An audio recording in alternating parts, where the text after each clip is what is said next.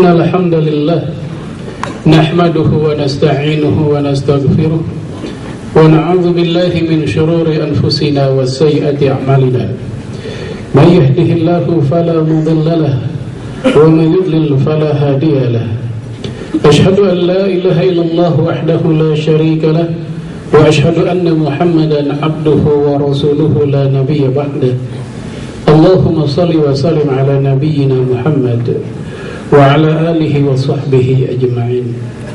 وقال تعالى في كتابه العزيز أعوذ بالله من الشيطان الرجيم يا أيها الذين آمنوا اتقوا الله حق تقاته ولا تموتن إلا وأنتم مسلمون.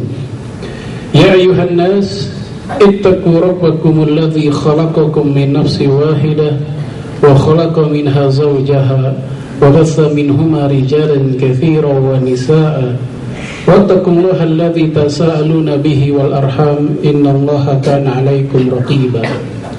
يا أيها الذين آمنوا اتقوا الله وقولوا قولا سديدا يصلح لكم أعمالكم ويغفر لكم ذنوبكم ومن يطع الله ورسوله فقد فاز فوزا عظيما. وقال عليه الصلاة والسلام اتق الله حيثما كنت وأتبع السيئة الحسنة تمحوها وخالق الناس بخلق حسن. أما بعد. Ma'asyiral muslimin, sidang Jumat a'azanallah wa iyyakum jami'an. Pada kesempatan khutbah yang pertama, izinkan khatib yang fakir ini mewasiatkan kepada dirinya sendiri dan juga jamaah sekalian, mari sama-sama kita tarqiyatut taqwa, meningkatkan ketakwaan kita kepada Allah tabaraka wa taala, yang dengannya menjadi sebab terbanyak manusia dimasukkan ke dalam surga. Sebagaimana yang dikatakan oleh Nabi alaihi salatu wassalam ketika beliau ditanya, ma aktsara udkhilal jannah, apakah yang paling banyak menyebabkan manusia dimasukkan ke dalam surga? Rasulullah menjawab, taqwallah wa husnul khuluq, bertakwa kepada Allah dan akhlak yang baik. Pada kesempatan yang singkat ini, materi khutbah yang ingin saya sampaikan yang ringan-ringan saja, yang semoga saja bisa langsung kita praktekkan dalam kehidupan sehari-hari. Jika dia berupa perintah, semoga Allah memberikan kita kekuatan untuk menjalankannya. Jika dia berupa larangan, semoga Allah pun juga memberikan kita kekuatan untuk menjauhinya. Yaitu kita akan bahas tentang golongan manusia yang sholatnya tidak diterima. Dan kita berlindung kepada Allah, semoga tidak termasuk golongan ini. Ada banyak golongan tentunya, namun pada kesempatan singkat ini, sesuai dengan waktu yang tersedia, bisa jadi tidak semua saya sampaikan. Secara global ada dua sebab manusia kenapa sholatnya tidak diterima. Yang pertama, sebab dakhilian, sebab internal, aktivitas di dalam sholatnya dia. Baik sholatnya itu tidak ikhlas, atau misalnya kurang syarat sahnya sholat, jangankan diterima, sah pun juga tidak. Saya ambil contoh seperti yang diriwayatkan oleh Imam Ibnu Jarir at-Tabari, bahwasanya Rasulullah mengatakan, man shalla sholatan falam yusib anfahul ard lam tuqbal lahumus shalah. Barang siapa yang sholat namun ketika sujud hidungnya tidak menyentuh tempat sujudnya, hidung yang mungkin jaraknya hanya 1-2 cm saja dengan tempat sujudnya, namun tak menyentuh tempat sujudnya, disebutkan dalam hadis itu tidak diterima sholatnya. Dan kita tidak membahas bab ini di kondisi saat ini, di waktu yang singkat ini. Kita membahas sebab yang kedua, yaitu kharijiyat, sebab eksternal, aktivitas kita di luar sholat namun berdampak pada sholat kita. Perbuatan kita di luar sholat langsung berpengaruh pada sholat kita, yang membuat sholat kita tidak diterima. Siapakah mereka dan sebab apa mereka? Yang pertama, Rasulullah menyebutkan dalam hadis yang diriwayatkan oleh Imam Muslim, man ata arrafan, barang siapa yang mendatangi peramal, apapun label untuk peramal itu, baik dia dinamakan dengan sebutan orang pintar, kiai haji, ustadz dan seterusnya, tapi secara substansi dia adalah perdukunan, maka kita tak tertipu dengan segala macam label tersebut. Dan Rasulullah sallallahu alaihi wasallam jauh-jauh hari sudah mengatakan, sayati 'alan nas zamanan yusammunahu bighairi ismihi, akan datang zamannya manusia zaman di mana mereka menamakan yang haram-haram bukan dengan namanya. Yang haram-haram dibungkus, dinamakan bukan dengan namanya dalam rangka distorsi supaya keharamannya tertutup. Minuman keras dinamakan dengan jamu kuat, suplemen. Perjudian dinamakan dengan undian atau kuis, walaupun gak semua kuis dan undian itu adalah judi. Perzinahan dinamakan dengan affair, will, pill, selingkuh, padahal ujung-ujungnya zina juga, dan seterusnya. Termasuk juga perdukunan demikian. Apa kata Nabi? Tsumma sa'alahu an syai'in. Ketika dia mendatangi dukun dan dia bertanya-tanya kepadanya, apapun yang ditanya, jodoh, rezeki, karir dan seterusnya, lam tuqbalahumus shalah 40 lailah. Salatnya tidak diterima 40 hari 40 malam. Ini yang pertama, golongan yang pertama. Dan Imam Nawawi mengatakan untuk golongan ini, untuk orang ini enggak wajib baginya mengqadha salatnya. 40 hari 40 malam, 5 kali 40, 200 waktu salatnya tertolak. Dan wajibnya bagi mereka bukan mengqadha, tapi wajibnya taubatan nasuha, bertobat kepada Allah ya dengan cara 3 hal. Dia benci dengan perbuatannya, dia menyesali perbuatannya, dan dia berjanji tidak lagi mengulanginya. Baik, ini golongan yang pertama. Yang kedua, Rasulullah menyebutkan man syaribal khamra, barang siapa yang meminum minuman keras. Dan hadis ini tidak menyebutkan mabuk, pokoknya dia minum minuman keras.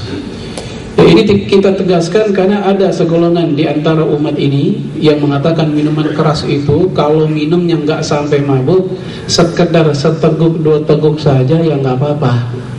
Yang mabuk itulah yang haram katanya. Nah, yang seperti ini kita khawatir besok-besok ada yang mengatakan kalau begitu berzina pun juga nggak apa-apa kecuali kalau sampai hamil. Kalau begitu juga lama-lama judi pun nggak apa-apa kecuali kalau sampai kalah, kalau menang nggak apa-apa, dan seterusnya. Ingin kita tegaskan dalam hadis tadi tidak menyebutkan mabuk. Man syaribal khamra, orang yang meminum minuman keras, lam tuqbalahumus shalah 40 sabahan. Salatnya nggak diterima 40 pagi, maksudnya 40 hari 40 malam. Disebut pagi untuk mewakili keseluruhan waktu. Sama seperti orang kita mengatakan Pak Haji batang hidungnya belum kelihatan. Tentu bukan batang hidungnya doang, tapi seluruhnya. Lalu kata Nabi, wa in taba taballahu alaihi, kalau dia bertobat Allah terima tobatnya. Wa in 'ada rabi'ah, namun keempat kalinya dia ulangi lagi. Dia minum, dia tobat, Allah terima tobatnya. Minum lagi, dia tobat lagi, Allah terima tobatnya. Dia minum lagi, dia tobat lagi, Allah terima tobatnya. Yang ketiga kali. Wa in 'ada rabi'ah, yang keempat kalinya diulangi lagi. Wa in taba lam yatubillahi alaihi, kalau dia tobat enggak akan diterima tobatnya. Karena hakikatnya ini orang bukan pengen tobat tapi mempermainkan tobat. Wa kana haqqan 'ala Allah ta'ala ayyaskiyahu min tinatil khabal. Dan di akhirat nanti Allah akan menuangkan dia minuman yang bernama tinatul khabal. Apa itu? Para sahabat Nabi bertanya kepada perawi hadis ini, yaitu Abdullah bin Umar, putranya Umar bin Khattab, "Ya Aba Abdurrahman, wahai Abu Abdurrahman, ma tinatul khabal?" Apakah yang dimaksud dengan tinatul khabal? Beliau menjawab, yaitu sadidu min ahlin nar, yaitu darah dan nanah yang keluar dari tubuh para penghuni neraka, diminumkan ke orang-orang yang meminum minuman keras. Ketika di dunia mereka meminum keras, sholatnya ditolak, di akhirat diminumkan seperti tadi. Apakah ini saja? Tidak. Hadis tadi diriwayatkan oleh Imam Tirmidzi dan beliau hasankan, dan dihasankan pula oleh Imam Al-Baghawi dalam kitab Syarhus Sunnah. Dalam hadis lain Imam Abu Daud, Rasulullah juga menyebutkan, man syaribal khamra wasakira, barang siapa yang meminum minuman keras lalu dia mabuk. Kalau tadi nggak pakai mabuk, hadis yang ini plus dia mabuk. Wa in mata dakhalan nar, kalau dia mati ketika mabuk, dakhalan nar, dia masuk neraka, kata Rasulullah, bukan kata saya. Kemudian wa in taba taballahu alaihi, namun kalau dia mau tobat Allah masih terima tobatnya. Sama seperti sebelumnya, wa in 'ada rabi'ah, ya keempat kalinya dia ulangi lagi, keempat kalinya, 2, 3 masih diberikan kesempatan untuk bertobat. Yang keempat kalinya lam yatubillahu alaihi, Allah enggak terima tobatnya. Wa kana haqqan 'ala Allah ta'ala ayyuskiyahu min radagatil khabal. Dan di akhirat nanti orang ini akan diberikan minuman yang bernama radagatul khabal. Apa itu? Rasul yang mengatakan, yang menjawab, yang menjelaskan, kata Nabi, usaratun min ahlin nar, yaitu keringat yang keluar dari tubuh para penghuni neraka. Kalau tadi darah dan nanah, ini menu yang kedua keringat. Apakah ini saja? Juga tidak. Dalam hadis yang sama, rentetan hadis yang sama dalam riwayat Imam Abu Dawud, Rasulullah mengatakan, "Wa man saqahu saghiran." Barang siapa yang menuangi minuman keras ke anak kecil. Jadi dia tidak minum, dia tidak mabok, tapi dia menjadi sebab orang lain untuk minum. Dia menuangi minuman itu, saghiran, ke anak kecil. Wa huwa lam ya'rif bihalalihi wa haramihi, dan anak itu belum ngerti halal haram, ditipu, dibohongi. Wa kana haqqan 'ala Allah ta'ala ayyaskiyahu min tinatil khabal, juga diberikan minuman bernama tinatul khabal. Baik, ini golongan yang kedua. Semoga kalau kita dahulu pada masa-masa ABG pernah mencoba meminum minuman keras karena faktor pergaulan, semoga Allah mengampuni kita. Karena barangkali dahulu kita melakukan karena kebodohan. Islam yang kita anut baru nyampe KTP, belum nyampe hati dan pikiran kita. Lalu yang ketiga, Rasul menyebutkan dalam satu hadis 3 golongan manusia yang ditolak sholatnya. Kalau tadi yang kedukun dan minuman keras dalam 2 hadis yang berbeda. Ini langsung dalam satu hadis 3 kelompok manusia. Dalam hadis Imam Tirmidzi, Ibnu Majah dan lain-lain, Rasul mengatakan, "Thalathatun la tartafi'u salatuhum fawqa ru'usihim shibran." Ada 3 kelompok manusia yang doa mereka, salat mereka tidak melewati kepala mereka walaupun sekedar shibron, sejengkal saja. Boro-boro nyampe kepada Allah dengan kepalanya sendiri aja nggak lewat itu sholatnya. Yang pertama kata Nabi, al-abdul abik hatta yarji, yaitu budak yang lari dari majikannya sampai dia kembali. Zaman dulu perbudakan masih ada, mereka dibeli oleh majikan dalam rangka mengabdi, bukannya mengabdi, mereka kabur dari majikannya, sholatnya ditolak. Kecuali kalau mereka kembali lagi. Namun ini nggak bisa dikonversi kepada pembantu rumah tangga karena mereka bukan budak. Karena budak zaman sekarang sudah tidak ada, maka kita nggak memperlama masalah itu. Yang kedua, kata Nabi, ini buat kaum wanita, buat para istri. Mungkin nanti bisa disampaikan kepada istri kita di rumah. Rasul mengatakan, wa imra'atun batat wa zawjuha 'alaiha sakhib. Seorang istri yang tidur nyenyak pada malam hari dalam keadaan suaminya jengkel kepadanya, suaminya marah kepadanya, maka ini perempuan, ini istri, sholatnya ditolak. Pada malam hari dia enak tidur nyenyak dalam keadaan suaminya belum ridho kepadanya, sholatnya si perempuan itu ditolak pada malam hari itu. Yang jadi masalah, ini suami marah gara-gara apa? Apakah karena faktor dunia, makanannya kurang enak, suaminya marah dan seterusnya? Apakah itu? Imam Ali Al-Qari menjelaskan dalam kitab Mir'ah Al-Mafatih, kata beliau, wa in kana as-sukhtu li su'i khuluqiha, yaitu kejengkelan suami, kemarahan suami yang disebabkan jeleknya akhlak si istri. Akhlak, ujung-ujungnya masalah keagamaan. Kita pesan kepada istri kita, Bu, jangan bergaul dengan ibu-ibu yang di sebelah sana, karena mereka itu tukang gibah, tukang gosipin orang, tukang makan daging bangkai saudaranya.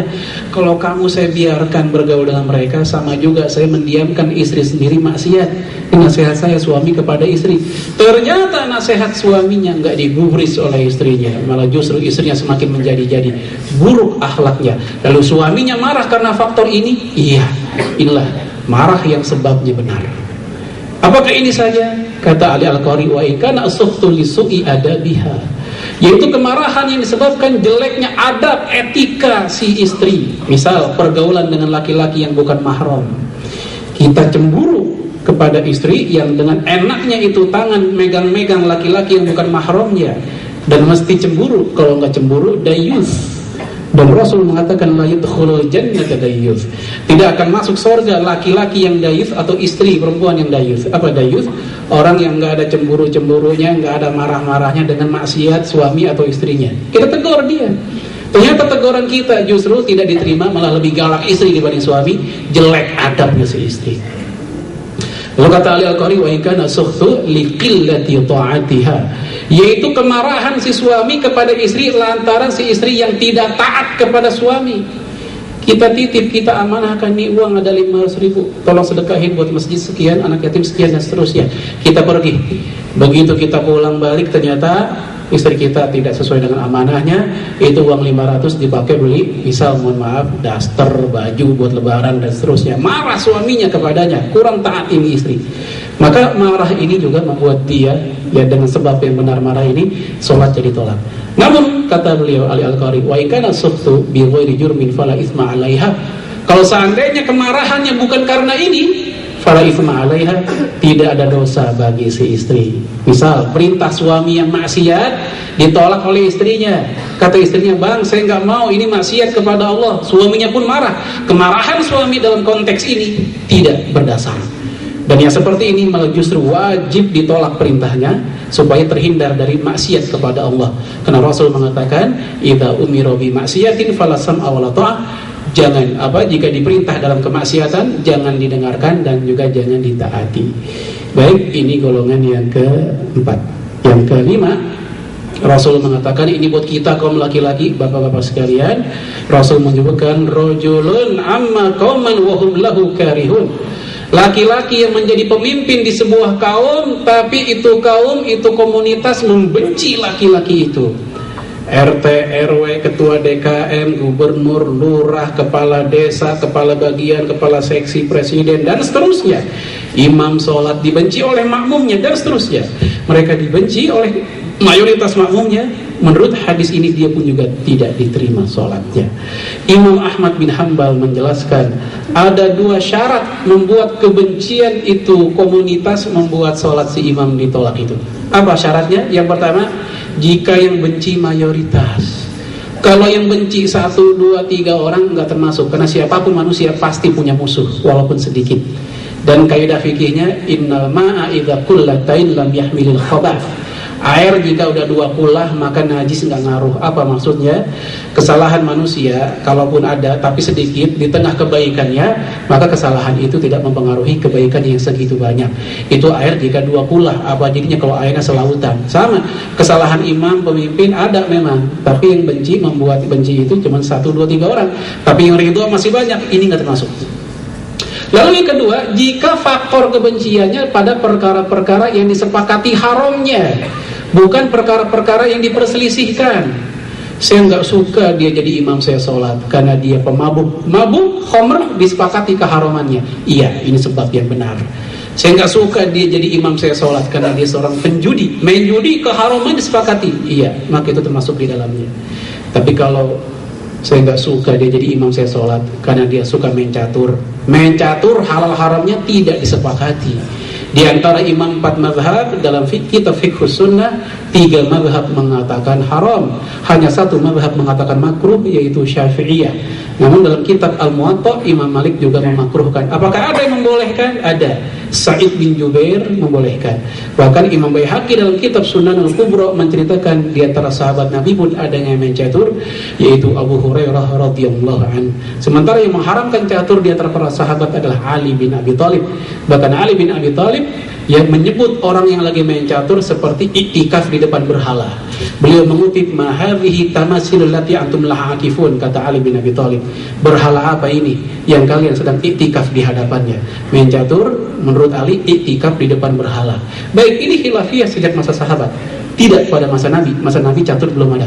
Kata Ibnu Katsir, catur baru ada pada masa sahabat Nabi. Nah, karena kebencian dalam perkara yang tidak disepakati keharamannya, ini nggak termasuk kategori yang membuat kebencian itu ditolak sholat si imam. Apalagi kebencian karena faktor urusan pribadi, kebencian pribadi, ranah pribadi. Saya nggak suka dia jadi pemimpin saya karena dia punya utang yang banyak dengan saya. Ini juga nggak termasuk di dalamnya. Yang terakhir, akhawan mutasarriman, yaitu 2 orang bersaudara yang saling memutuskan silaturahim. Apa arti akhwan? Kata Al-Munawi, ai fi dinin, saudara seagama kayak kita. Kita bukan abang adik, bukan satu silsilah keturunan, tapi kita seagama, seakidah. Kita musuhan gara-gara beda partai politik, beda dukungan kesebelasan sepak bolanya, beda ini dan itu urusan dunia. Kita putus karena itu. Ini termasuk kategori yang ditolak sholatnya. Dan juga kata Al-Munawi, ai fi nasabin, yaitu saudara senasab, abang dan adik ribut rebutan warisan. Ya, keponakan dan paman ribut rebutan warisan, enggak saling tegur, SMS enggak dibalas, telepon enggak diangkat, bukan karena enggak ada pulsa, karena dia benci dengan saudaranya. Ini pun termasuk kategori akhwan mutasoriman. Mutasoriman artinya mutaqati'an atau mutahajiran, memutuskan dan memboikot saudaranya. Apakah ada yang diperbolehkan memboikot saudara? Ada, jika alasan benar, itu jika orang-orang yang kita boikot memiliki, mohon maaf, ajaran sesat. Diboikot dalam rangka menetralisir dan melokalisir. Ini bukan yang kita bahas, ini masuk kategori nahi mungkar, mencegah kemungkaran. Dan Nabi pernah memboikot 3 orang sahabatnya ketika mereka tidak ikut perang Tabuk selama 40 hari yang digenapkan menjadi 50 hari, yaitu Ka'ab bin Malik, Ibnu Rabi, dan Ibnu Murarah. Yang seperti ini dibolehkan. Yang dilarang adalah jika faktor urusan dunia semata-mata putus hubungan di antara kita.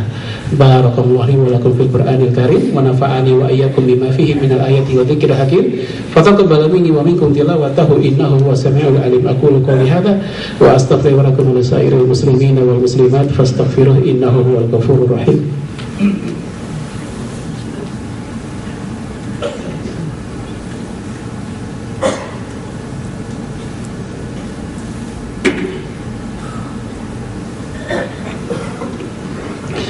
Innal hamdalillahi wahdahu sadaqa wa'dahu wa nasara 'abdahu wa a'azza jundahu wa hazamal ahzaba wahdahu.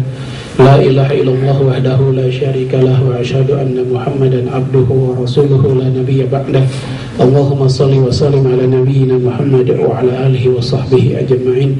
Wa qala ta'ala fi kitabihil aziz, innallaha wa malaikatahu yusholluna 'alan nabi ya ayyuhalladzina amanu shallu 'alaihi wa sallimu taslima. Wa qala alaihi salatu wassalam kama jaa fi sahihil Muslim, innallaha wa malaikatahu wa ahlus samawati wal ardi hatta hitani fil bahri wan namlata fi hujriha yusalluna man da'a ilal khair. Amma ba'd.